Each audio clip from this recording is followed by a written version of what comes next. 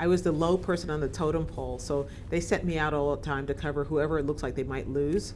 So if I ever, it got to the point where if I showed up at a candidate's event, the candidate would go, oh no, because they assumed I was there to watch their career implode, which often was the case.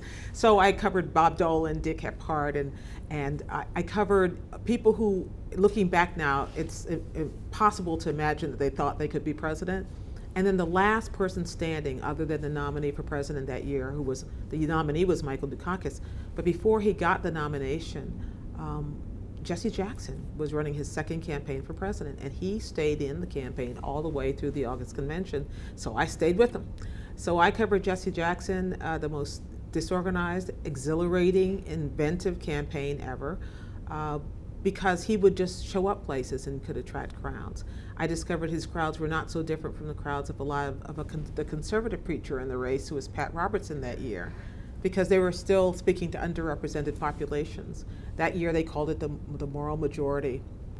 Jesse Jackson was speaking to a completely different Rainbow Coalition liberal crowd, but there was a lot of overlap that I think a lot of people missed that I got because I was a preacher's kid and I recognized who these people were.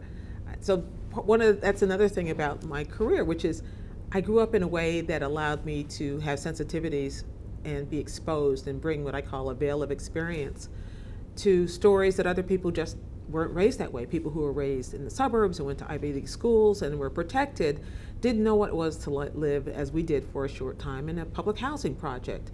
They didn't recognize who these people were, and I knew who those people were because they were me.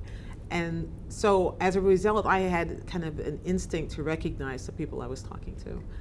I loved covering politics and presidential politics, not so much because of the candidates, because of the people it allowed me to talk to.